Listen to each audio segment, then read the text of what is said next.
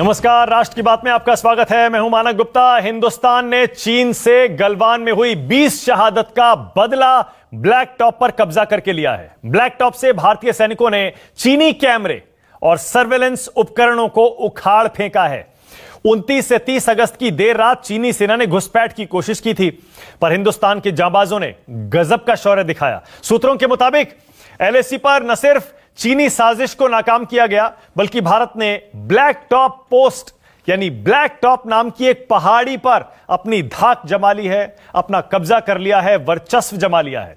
चीनी सेना यानी पीपल्स लिबरेशन आर्मी ने पैंगोंग झील के दक्षिणी किनारे पर स्थित ब्लैक टॉप पोस्ट पर कैमरा और सर्वेलेंस सिस्टम लगाया था, पर अब इस पोस्ट पर हिंदुस्तान का पहरा है।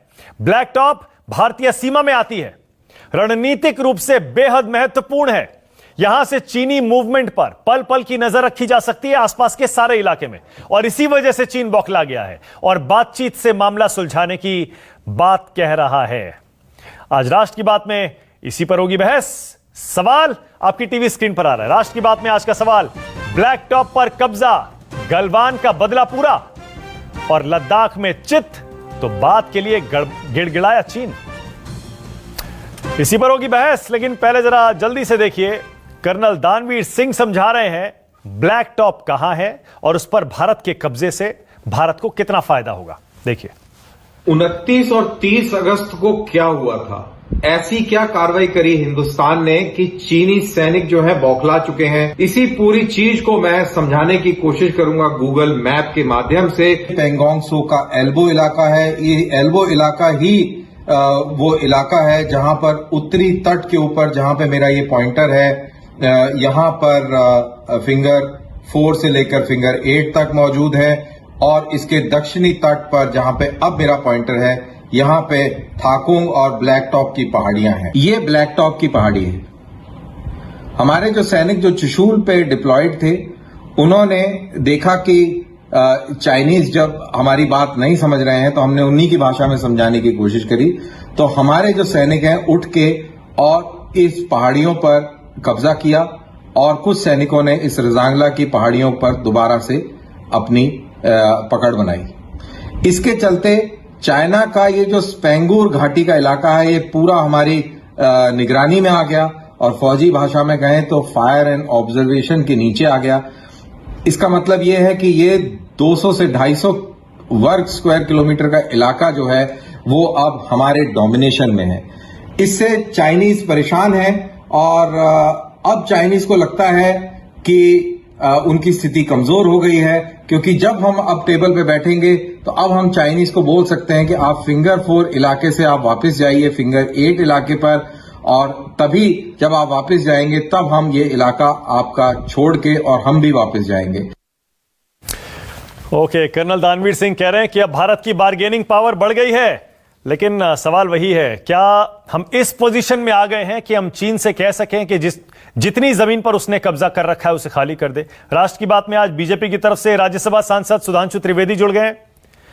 समाजवादी पार्टी से घनश्याम तिवारी को आप देख पा रहे हैं, और 2 एक्सपर्ट्स मेरे साथ हैं, जनरल के सिन्हा और जनरल एजेबी जैनी। आप सभी का स्वागत। सुधांशु जी, आप ही से शुरू कर रहा हूं। सुधांशु जी, क्या वाकई हम इस बार्गेनिंग पावर में आ गए हैं सुधांशु जी, कि अब हम जितने भी जमीन पर चीन ने कब्जा कर रखा है वो खाली करवा सके?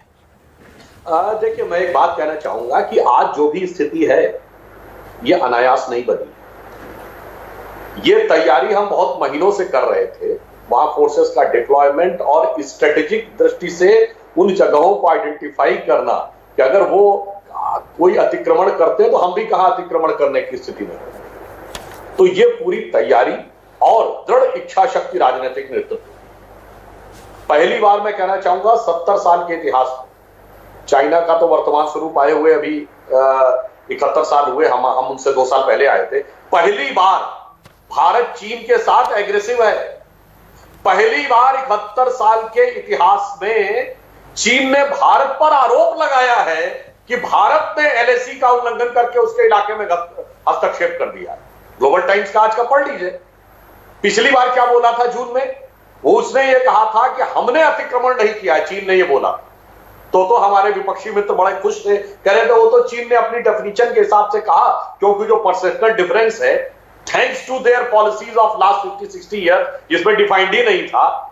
पर अब तो पहली बार उसने ये कहा कि भाई भारत ने अतिक्रमण कर दिया है। मैं विनम्रता से पूछना चाहता हूं, ये तो वो चीन था ना जिसके साथ वो पॉलिसी रही हमारी विदेशियों के साथ कि आधा पंजाब गया, कश्मीर गया और चला बंगाल गया, और चीन के हाथों मानसरोवर का वह ऊंचा भाल गया। तो पहली बार चीन को रियलाइज, और डिप्लोमेटिक लेवल पे बताइए, आज भारत का चीन के साथ कॉन्फ्लिक्ट है, कौन खड़ा है चीन के साथ? सिर्फ नॉर्थ कोरिया और पाकिस्तान, बाकी पूरे देश हमारे। सुधांशु जी, मैं वापस आपको ब्लैक टॉप पर ला रहा हूं। ब्लैक टॉप इसलिए क्योंकि जैसा आप खुद कह रहे हैं, पहली बार भारत ने चीन के प्रति कोई अग्रेसिव एक्शन लिया है। वहां पर चीन के कैमरे लगे हुए थे, सर्वेलेंस इक्विपमेंट्स लगे हुए थे, वो सारे भारत के सैनिकों ने डिस्ट्रॉय कर दिए, उखाड़ फेंके और वहां पर पूरा अपना कब्जा कर लिया। मैं ये पूछ रहा हूं सुधांशु जी, क्या आपने पूरा मन बना लिया है कि जितने हमारे इलाके पर चीन ने कब्जा कर रखा है उसे खाली करने के लिए किसी भी हद तक जाना पड़े, जाएंगे? देखिए, मैं ये बात कह रहा था, जहां तक भारत सरकार की बात है, हम भारत की गौरवशाली गरिमामय परंपरा के अनुसार परिपक्वता से डील करेंगे। परंतु अब वह भारत वो भारत नहीं है कि जिसमें सिर्फ और सिर्फ शांत के कबूतर उड़ते रहेंगे और वो हवाई जहाज उड़ाते रहेंगे। अब जरूरत पड़ने पे हम बिफिटिंग रिप्लाई देंगे। हम गांधी के भी देश हैं, हम महात्मा बुद्ध के भी देश हैं, तो हम पार्थ अर्जुन के भी देश हैं, और हम गुरु गोविंद सिंह के भी देश हैं, छत्रपति शिवाजी और राणा प्रताप के भी देश हैं। इसलिए मैं कहना चाहता हूं, ये जो स्ट्रेटेजिक पोजीशन थी, एक पॉइंट इसमें बोल दूं, हमारे सिन्हा साहब बैठे हुए हैं और जो रक्षा विशेषज्ञ बैठे हुए हैं, जैनी साहब, इनको ज्यादा बेहतर पता होगा इस इलाके की स्ट्रेटेजिक इंपॉर्टेंस है। चाइना पाकिस्तान इकोनॉमिक कॉरिडोर जाना हो, one belt one road initiative जाना हो, इसलिए चाइना के लिए इसकी महत्वपूर्ण स्थिति है। भारत ने यहां पर जो बढ़त हासिल की है, यह चीन के लिए स्ट्रेटेजिकली समस्या कारक हो सकता है। और पहली बार डिप्लोमेटिक इशू पे पिछले 4-5 साल में आप बताइए, धारा 370 पे सर केवल खड़े होकर एक लाइन नहीं ला पाया संयुक्त राष्ट्र संघ में। मिसाइल टेक्नोलॉजी कंट्रोल रिजीम में हम सदस्य बन गए, चीन नहीं रोक पाया, स्वयं अपनी एंट्री नहीं कर पाया, मसूद अजहर को उसे आतंकवादी घोषित करना पड़ा। तो मैं अपने विरोधियों से पूछना चाहता हूं, कभी कोई दौर बता दीजिए जब 5 साल में 3 बार डिप्लोमेटिक मात दी हो चाइना को, और इसी के साथ कभी घनश्याम तिवारी, गलवान का बदला पूरा हो गया क्या घनश्याम तिवारी? मानव जी, इंग्लिश में कहते हैं action must speak louder than the word, और हिंदी में कहते हैं नाम बड़े और दर्शन छोटे।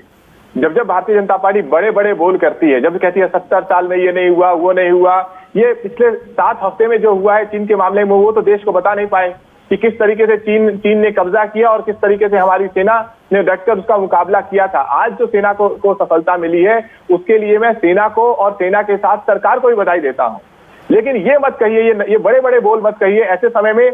अभी 2 हफ्ते पहले ये लोग, 1 हफ्ते पहले Bharatiya Janata party officially tweet कर रही थी कि हम दुनिया की सबसे सुदृढ़ इकोनॉमी है, और हफ्ते भर बाद आप देखिए कि क्या हालत है। तो जिस चीजें भारतीय जनता पार्टी नाम बड़े और दर्शन छोटे की तरीके से भाषण देती है, वहां देश के लिए खतरा उत्पन्न हो जाता है। आज ही द हिंदू में आर्टिकल है जो जिसका टाइटल है विजेता सिंह का आर्टिकल, जो कहता है कि China controls 1000 square kilometre of area in Ladakh. हमें चीन को अग्रेसर के रूप में देखना चाहिए, उस अग्रेसर के रूप में बोलना चाहिए। जब श्री मुलायम सिंह जी देश के रक्षा मंत्री थे, ये बात उन्होंने संसद में कही थी, उन्होंने इस सरकार को आगाह भी किया था। सिर्फ अंतर ये आया है कि 6 साल में जब से प्रधानमंत्री जी मुख्यमंत्री से प्रधानमंत्री हुए हैं, तब से वो चीन को दोस्त के रूप में देखने लगे थे। जब तक वो मुख्यमंत्री थे, चीन को वो दुश्मन की तरफ देखते थे, लाल आंख की बात करते थे। 18 बार मिल चुके हैं, डॉक्टर सुब्रमण्यम स्वामी सरकार को आगाह कर चुके हैं।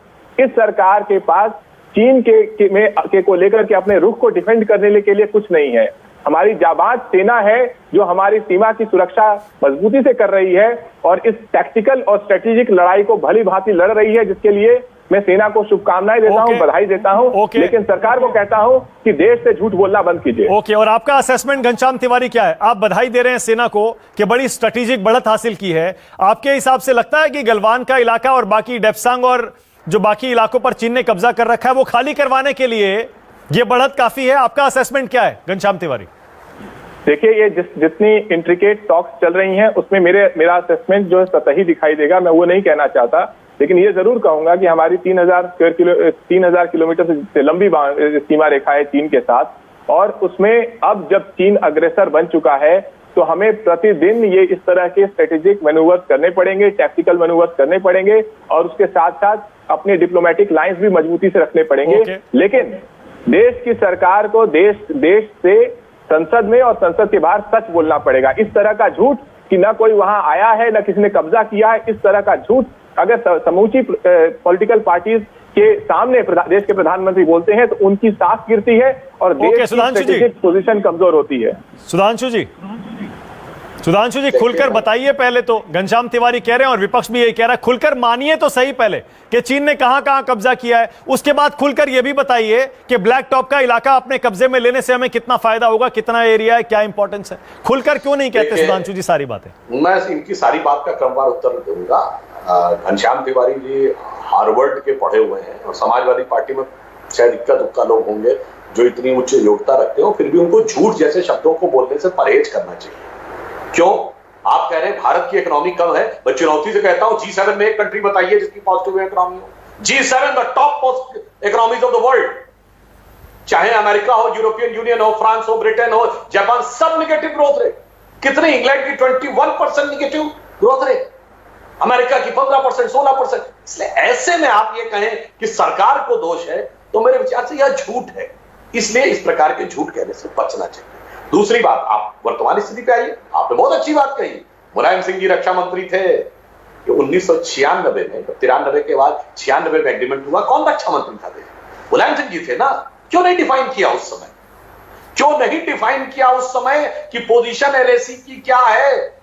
बाकी भाषण तो अपनी जगह है, जब मौका था तब तो डिफाइन किया नहीं, और आज आकर भाषण दे रहे हैं। बिल्कुल ईमानदारी के कारण वो समस्या है। जैसा हम फिंगर 8 तक अपना मानते, वो फिंगर 2 तक अपना मानते। सुधांशु जी, घनश्याम तिवारी ये कह रहे हैं और पूरा विपक्ष भी यही कह रहा है, ठीक है पहले डिफाइन नहीं हुआ क्योंकि डिफरेंसेस थे, मतभेद थे, सेटलमेंट नहीं हुआ, समझौता नहीं हुआ, लेकिन अब तो आपकी सरकार चीन से दोस्ती करने में सोती रह गई और हमारे इलाके पर चीन ने कब्जा कर लिया। अब देखिए हमारी सेना को धीरे धीरे करके, घनश्याम तिवारी कह रहे हैं, ऐसे और मैनूवर्स करने पड़ेंगे, तब जाकर हम इस पोजीशन में आएंगे कि अपनी जमीन खाली करवाएं। मानक जी, हम चीन के साथ अच्छे संबंध रखने का प्रयास कर रहे थे। मैंने उदाहरण तो दिया ना 3। उसके बाद भी मसूद अजहर के नाम पे चीन को झुकना पड़ा। शंघाई कॉरपोरेशन के पर पीठ में छुरा तो भोंक दिया ना उसने, उल्लेख करना पड़ा। आखिरकार पीठ में छुरा भोंक दिया ना उसने, हमारी जमीन पर कब्जा कर लिया ना, तब जाकर अब सेना को देखिए ब्लैक टॉप पर कब्जा करना पड़ा। पीठ में छुरा नहीं, मैंने तो कहा ना, मैंने ये 4 चीजें गिनाई। बताइए कोई 5 साल जिसमें ये 4 चीजें आपने कभी डिप्लोमेटिक मार दी हो चीन को, बताइए ना। Ghanshyam Tiwari, Masood Azhar, missile technology control regime, Shanghai corporation का प्रस्ताव, बताइए। देखिए तो हम बिल्कुल भी गफलत में नहीं थे। सुधांशु जी की इतिहास की पकड़ बहुत अच्छी है। इतिहास के पन्नों से तर्क करने में लाभ ये होता है कि आप चुनिंदा तर्क करते हैं। जैसे आप नहीं बताते कि 1996 के बाद वाजपेयी जी की सरकार बनी थी और आप नहीं कहना चाहते कि वो सरकार सो रही थी। हम इतिहास के पन्नों में घुस के क्यों तर्क करते हैं जब हम वर्तमान के बारे में जवाब नहीं दे पाते? मैं कहता हूं आप वर्तमान के बारे में जवाब दीजिए। आप 3, 4, 5 चीजें गिनाएंगे, मैं गिना सकता हूं कि पिछले 5 साल में आपने चीन को जितना व्यापार दिया है पिछली 5 सरकारों ने नहीं दिया है। इन तर्कों से क्या फायदा? अभी आप ये बताइए देश को कि पिछले 7 हफ्तों में आप जो देश से छिपा रहे थे वो क्यों छुपा रहे थे?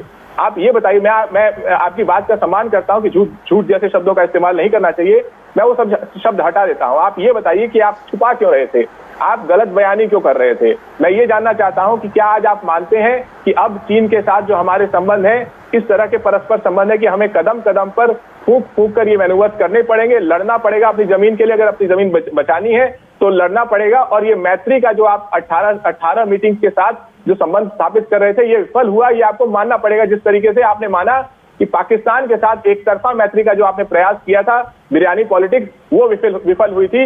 ये इन घनश्याम तिवारी, इसका मतलब आप ये कह रहे हैं, इसका मतलब आप ये कह रहे हैं सरकार की नाकामी का खामियाजा सेना को भुगतना पड़ रहा है बॉर्डर पर? अब जब आप लार्जर देन लाइफ की पॉलिटिक्स करते हैं, आप कहते हैं कि देखिए मैं अपने फॉरेन पॉलिसी के एस्टैब्लिशमेंट को नहीं मानता, मेरी अपना नेतृत्व इतना धारदार है, मैं एक बार पाकिस्तान चला जाऊंगा वो दोस्त बन जाएगा, मैं 18 बार चीन से मिल लूंगा वो दोस्त बन जाएगा। सुधांशु जी जल्दी से, उसके बाद आगे जा रहा हूं अपने एक्सपर्ट्स के पास। दिखाता है कि आप गलत नजरिए से देश को चला रहे हैं।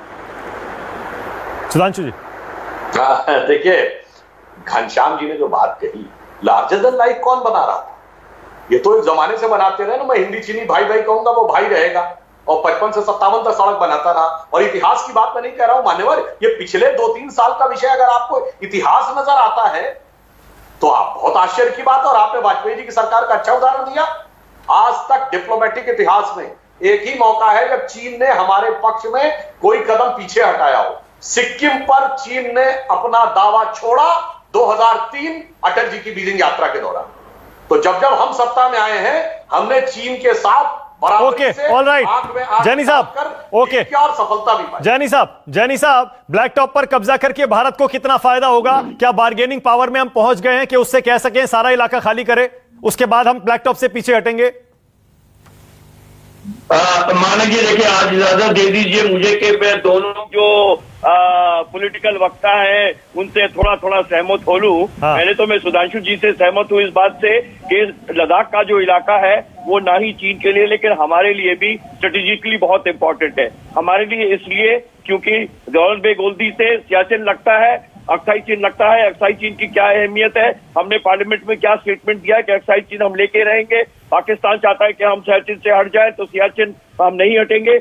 और ये सारा का सारा इसलिए हमारे लिए लद्दाख बहुत इंपॉर्टेंट, चाइना के लिए बहुत इंपॉर्टेंट इसलिए है क्योंकि दौलत बेग ओल्दी से 8 किलोमीटर दूर पर काराकोरम पास बनता है। उसकी पूरी नेशनल हाईवे जो है 219 वो बिल्कुल उसके पास से निकलती है और बड़ा स्ट्रेटेजिकली इंपॉर्टेंट उसके लिए हाईवे है। इसलिए लद्दाख की हर एक चोटी, हर एक ऊंचाई, हर एक पहाड़ी दोनों देश के लिए जान से भी ज्यादा कीमती, स्ट्रेटेजिकली इंपॉर्टेंट है, पहली बात। दूसरी बात मैं दूसरे वक्ता जी से भी थोड़ा सा सहमत होता हूं कि देखिए हमको अब इतिहास में जाने से कोई मतलब नहीं है।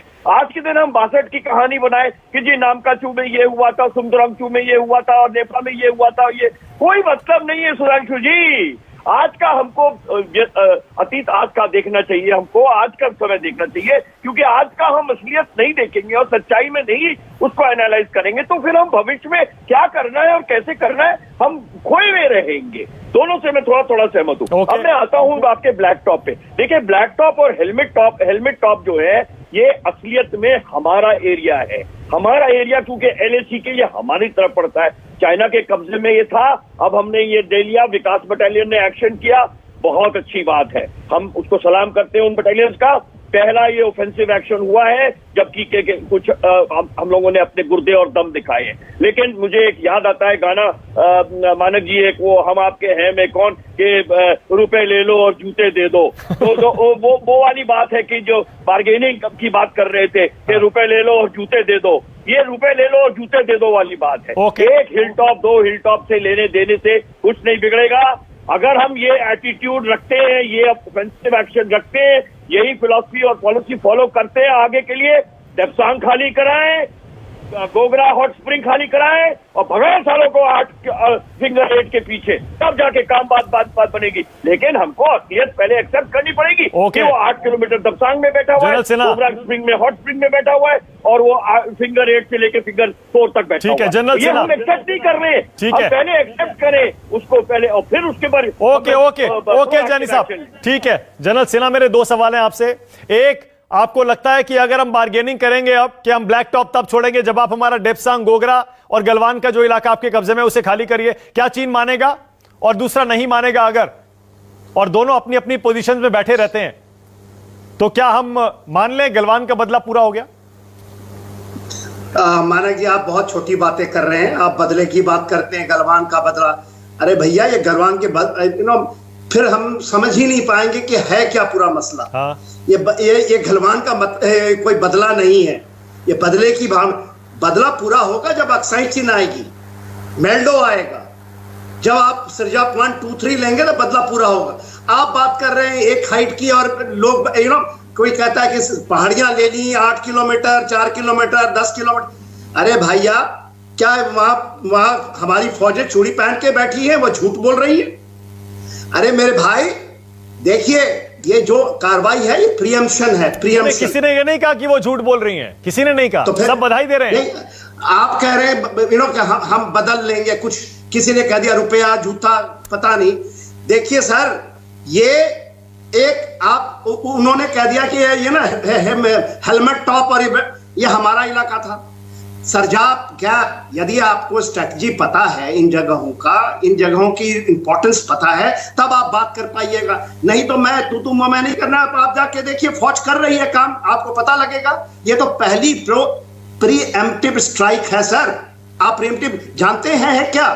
आप उसको बदले की बात करते हैं कि ले लेंगे, दे लेंगे।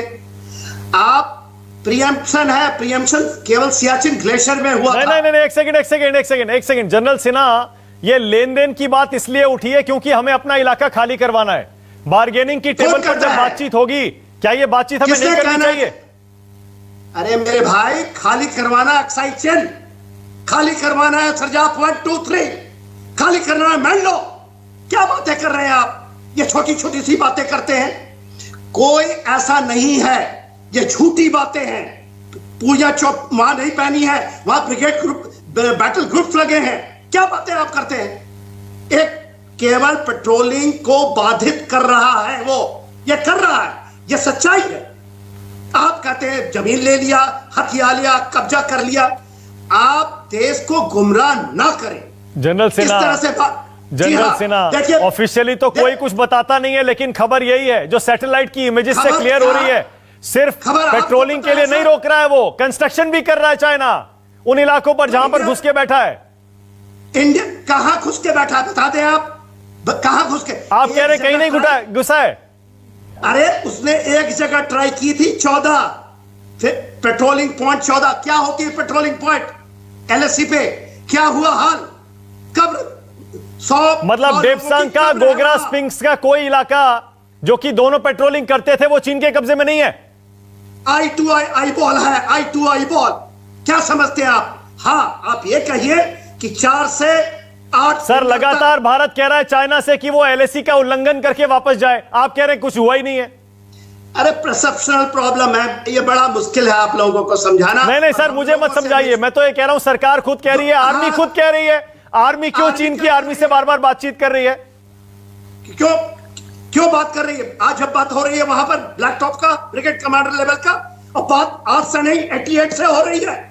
88 के बाद जो अब सबसे बड़ी गलती की आपने, आप चले गए, 5 एग्रीमेंट कर ली, इसलिए बात हो रही है।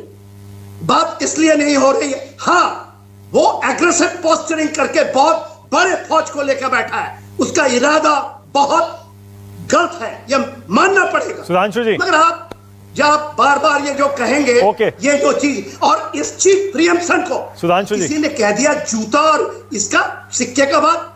प्रीएम्प्शन आप समझते हैं क्या होता है? इतनी बड़ी सरजाप गैप के ऊपर में 62 के बाद पहले गई है।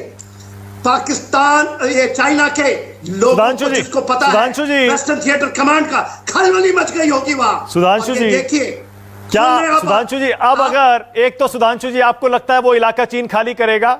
अगर हम ये कहेंगे कि हम ब्लैक टॉप तब छोड़ेंगे जब आप जिन इलाकों में आपने घुसपैठ की है वो छोड़िए, क्या हम उस पोजीशन में आ गए? देखिए, बहुत साफ बात है, जो वार्ता चलेगी सेना के स्तर पर, वो नियमों को पालन करने के लिए होगी, जो दोनों के बीच का एग्रीमेंट था।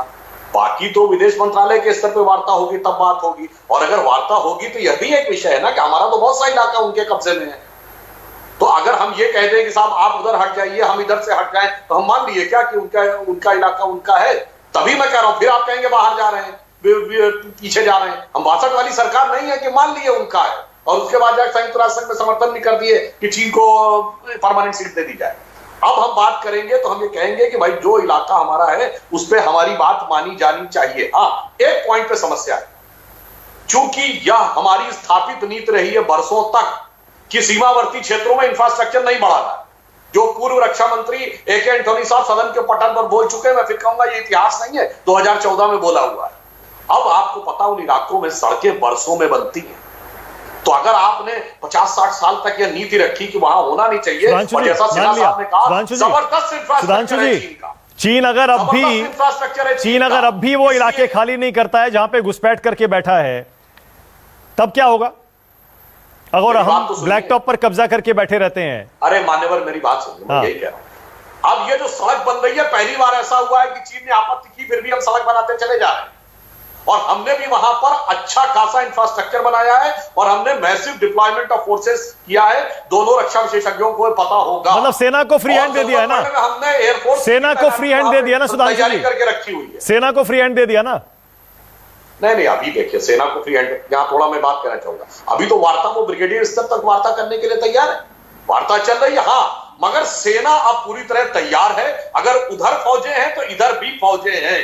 अब ऐसा नहीं है कि हम केवल वार्ता के भरोसे हैं। ओके, अब हम वो नहीं है, वो देश नहीं है कि हम सुलह की शक्ल को संवारते रहे और जीतने के बाद बाजी। घनश्याम तिवारी, अब वो स्थिति नहीं। घनश्याम तिवारी, देखिए बार बार सुधांशु जी पीछे जाते हैं तो मैं पीछे की एक बात जरूर कहता हूं। पिछले 22 साल में 12 साल भारतीय जनता पार्टी का है, तो इनके लिए ये कहना कि सब कुछ इतिहास दोषी है, जिस इतिहास को दोषी मान रहे हैं उस इतिहास के एक पैर पे तो खुद ही खड़े हैं वो।